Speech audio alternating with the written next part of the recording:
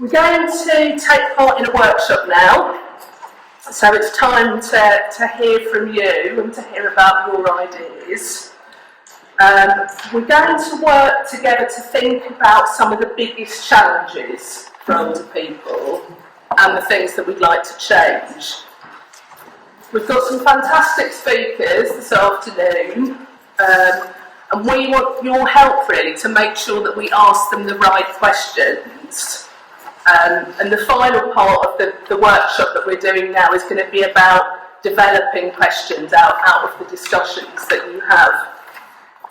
I think if we want to have the biggest influence, we need to make the most of all of our opportunities to engage and collaborate, and this is really what today's all about.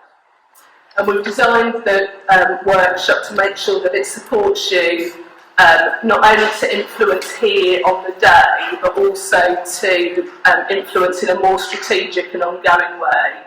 And the Ageing Hub, who are the department of the Combined Authority, who are responsible for everything around ageing and older people, have said that they would like to use the insight that comes out of this workshop to support the refresh of the ageing strategy for Greater Manchester. So even if your ideas kind of don't necessarily translate into a question that is asked today, then they will still be looked at and they will still be interpreted and taken on board. So the first question that we'd like you to look at today is, if you could change one thing that you think would have a big impact for you or older people generally in Greater Manchester, what would you change? So it might be something really big, or it could be a relatively small change that you think would still have a big impact. The only thing that I'd ask is that when you sort of identify things, that you try to think of something that is realistic. So it might be hugely ambitious, but it's got to be realistic, and it's got to be something where you could at least potentially identify a way that it might happen. I've put some recommendation booklets on the table. So if you haven't got an idea that springs to mind immediately, you might find it useful to have a look through the previous things that we've talked about in events. You're then going to move on to think about the best practice that you might be able to learn from, and then you'll be thinking from then about who you might need to influence and who you might need to engage with to get some of these changes made. So I think most of you are already in your table groups. The people who are on the balconies at the moment, I think John and Siobhan are going to facilitate a discussion for you in a room on the left-hand side. So if you want to move through, John and Siobhan, do you want to give a quick wave, John and Siobhan, if you want to go through? If you can start having your discussion now in your table groups, and your facilitators ready. Can we move on to the second question, please? So this is, are there any positive examples of people who've made these changes already, whether it's in Greater Manchester or right across the country that we might learn from? So can you think of any examples to help us? Thanks. Can you please move on to the next question now? So now you're going to be thinking about categorising and influencing. So thinking about the themes that have emerged from the discussions you've been having, where do you think you might best focus to make a difference on the issues? So should your approach be local? Should it be Greater Manchester? Should it be national, even international? Would any of our panellists, would any of the people that we've got speaking this afternoon potentially be able to help us to make this change or to influence in this area? If we're all right to come back together again now.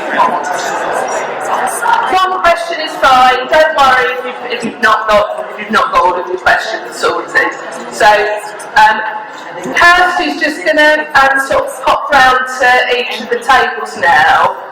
We've only got just 5 minutes now, just to get a tiny brief summary just from everybody about the subjects that you've been talking about. So literally 30 seconds just to say the kinds of things that you've been talking about. So Kirsty's just going to pop round each table. So if we can go to the table on the left, number 3 first.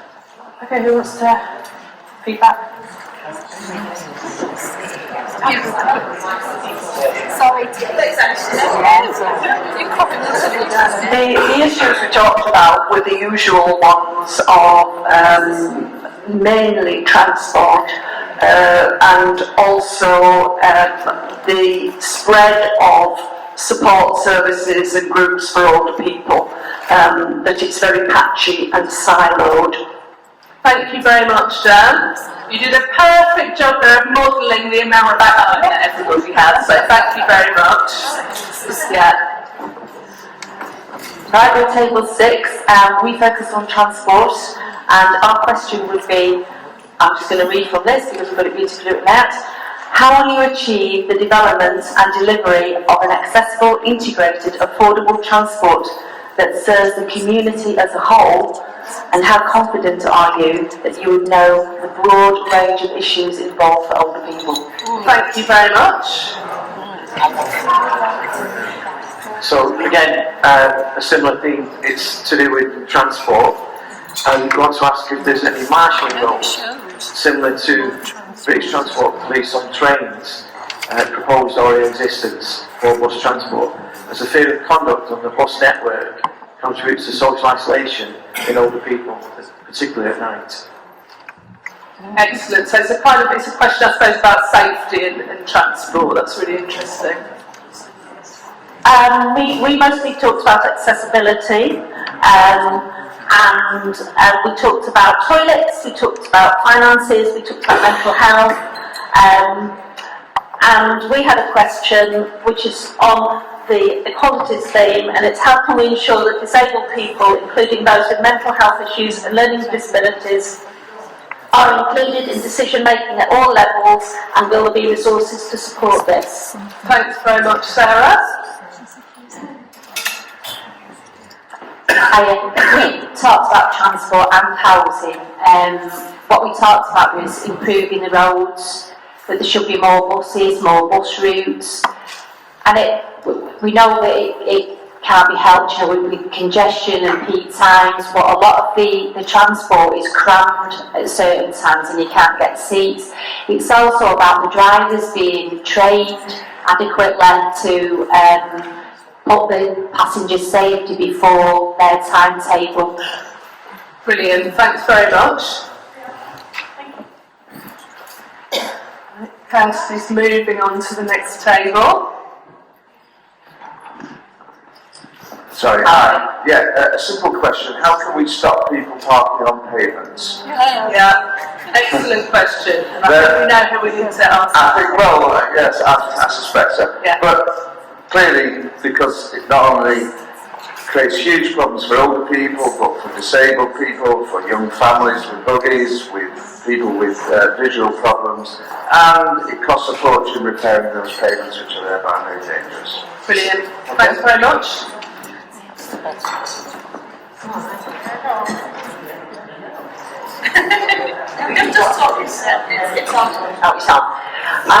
We talked about the recurring theme of transport.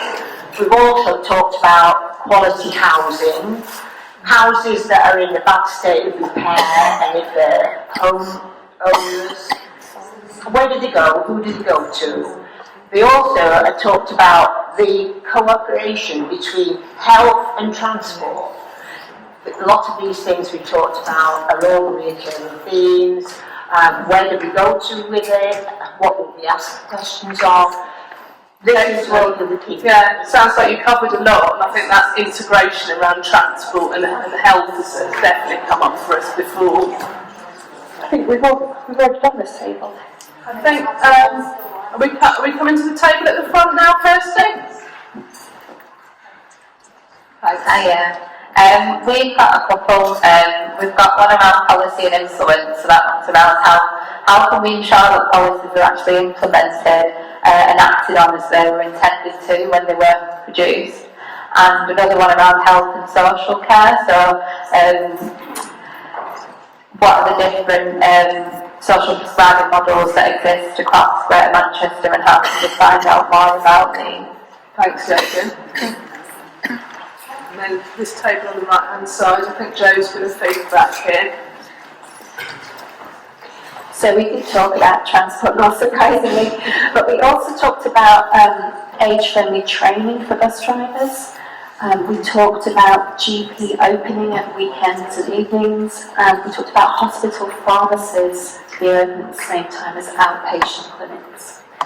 And more intergenerational activities. Thanks very much. Are we only allowed one question from each table? You can have 2 or 3 questions from the table, but at the moment, Freddie, we're not going to feed back all the questions now. These are we're going to write down the questions, and then people are going to decide over the lunchtime which ones they like posed. On table 5, we talked about a number of things, but they all kind of connected up. So we talked a lot about loneliness and needing to tackle loneliness. That was the first thing that came out. And there's lots of aspects to that. But then we also talked about community hubs and needing to create and support community hubs or spaces.